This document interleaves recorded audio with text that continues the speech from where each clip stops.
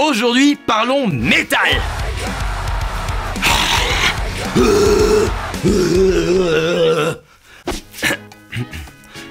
Non, pas celui-là, mais plutôt celui-ci, et aussi l'aluminium d'ailleurs. Comme le verre, les métaux et l'aluminium peuvent être recyclés à l'infini en conservant toutes leurs propriétés.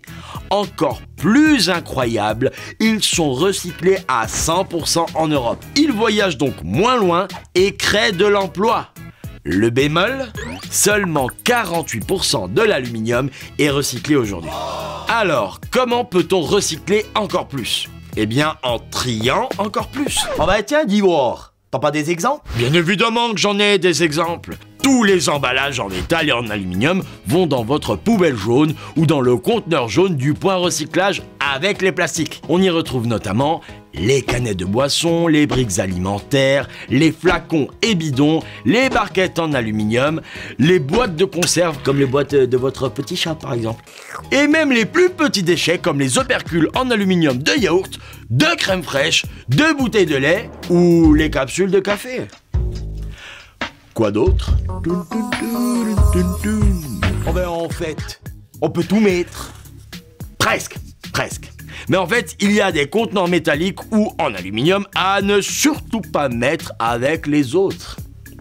Il s'agit des emballages ayant contenu des produits chimiques toxiques comme les produits d'entretien de véhicules, de bricolage ou de jardinage. Ceux-là doivent être emmenés en déchetterie car ils doivent être recyclés différemment.